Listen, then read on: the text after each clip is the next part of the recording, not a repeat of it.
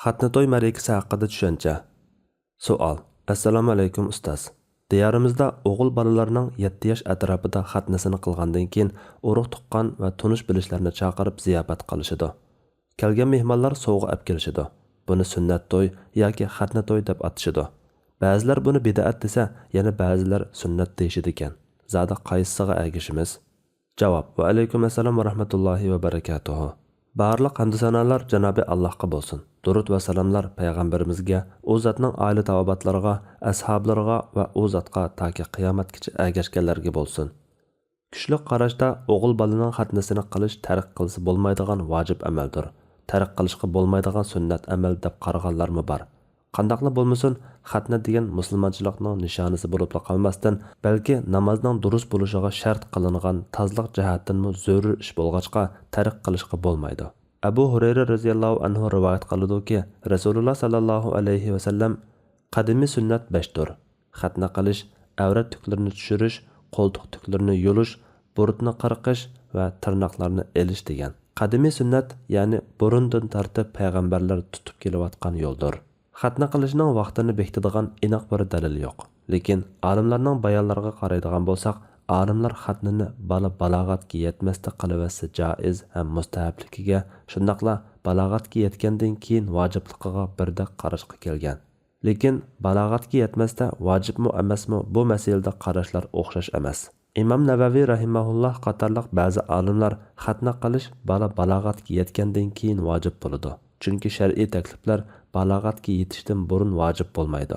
Lekin otasi balasi balog'atga yetishdan burun xatnisini qilib o'tishi mustahab deb qaraydi. Said ibn Jubayr rivoyat qilib mundoq dedi.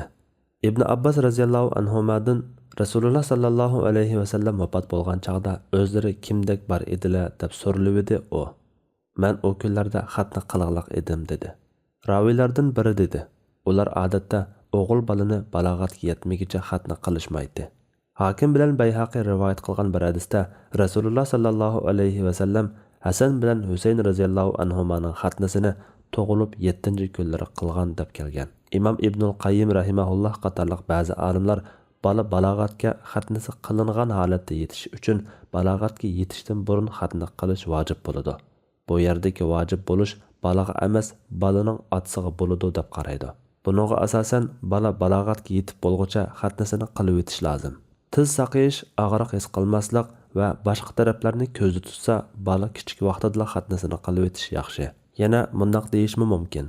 Bola 7 yoshga kirganda tomoq yeyish, hojat qilish va kiyim kiyish qatorliq ishlarda o'z hojatidan o'zi chiqa oladigan bo'ladi. Shu chaqda tarbiya qilish va adab qoida o'rgatish vaqti keladi. Namozg'ami shu chaqda buyuriladi. Xatna tahorat uchun zarur. Undaq bo'lgan ekan, xatnisini shu chaqda qilish mustahab bo'ladi. Olimlardan 7-kuni qilishni mustahab deydiganlarmi, 8-kuni mustahab deydiganlarmi, namoz o'qishga buyuriladigan 7 yoshdan 10 yoshgacha araliqda mustahab deydiganlarmi bor.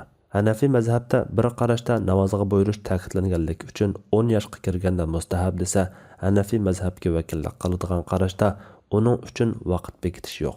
Ko'pchilik olimlar yahudilarga o'xshab qolmaslik uchun 7-kuni xatna qilishni makruh deb qaragan. Xatnisi qilingandek tug'ilgan buvoqlarning xatnisi qilinmaydi. Chala xatnisi qilingandek tug'ilganlarning xatnisi qilinadi. Hozir doktorlar buvoq tug'ilgan aman yoki birinchi haftasida qilib o'tishni tavsiya qiladi. Chunki bu chaqda buvoq og'riq his qilib ketmaydi. Ba'zi davlatlarda doktorlar bola 40 kunga kirgan chaqlarda xatnisini qilib o'tishni muvofiq deb qaraydi. 4 oylik bo'lgandan keyin cho'qim qilib o'tish kerak deydiganlarmi bor. Qandaqli bo'lmasin, bu masalada muayyan bir vaqt bekitilmagan bo'lg'achqa tibbiy va ijtimoiy jihatdan bolaga va oilasiga muvofiq bir chaqda qilsa bo'ladi. Asosliq savolning javobiga qaytsak, xatna qilish munosabati bilan tomoq tayyorlab ziyofat bersa, isrof qilmagan holda xatna to'y ma'rikasi qilsa-mi bo'ladi. Ko'pchilik olimlar to'y ma'rikasi qilishni mustahab deb qaraydi. Chunki xatna to'y ma'rikasi jahiliyat davrida bor bo'lib, islomiyat uni cheklab o'tmagan. Uni ya cheklash, ya tashabbus qilish haqida biror hadis kelmay, shu holatida qo'yib qo'ygan. Bu orqali umuman mubah doirada ekanligini ko'rsatgan.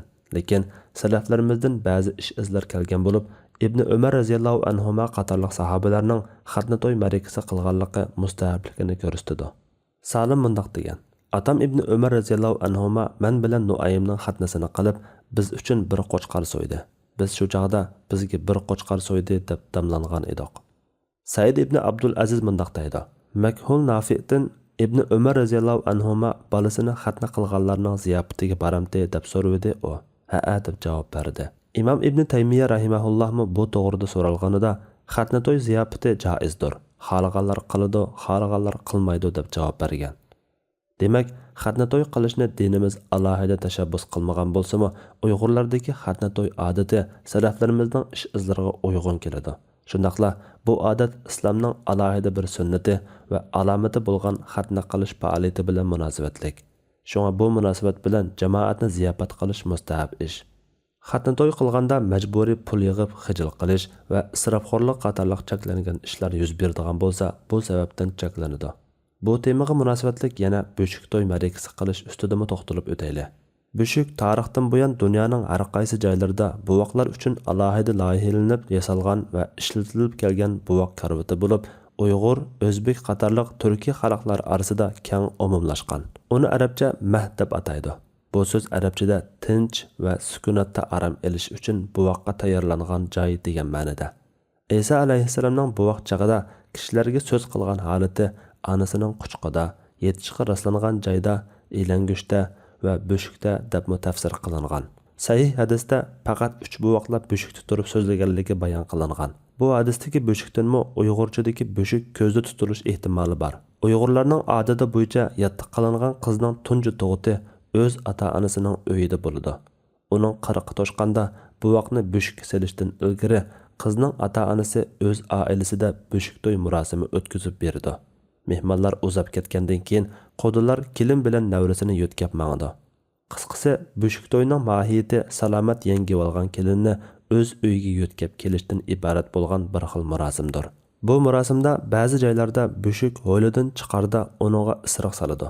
Kelin bilan bu vaqtning beshidan isiriq o'raydi. Lekin dinimizda böshük to'yiga aloqador biror ko'rsatma kelmagan. Bu jihatdan bu faqatla o'rib odatga aloqador ish bo'ladi.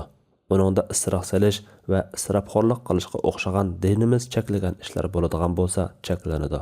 Bo'lmasa joiz. Alloh eng to'g'risini bilguchidir. Fatvoda Doktor Abdul Aziz rahmatulloh. Fatvolar majmuasi 3-tom.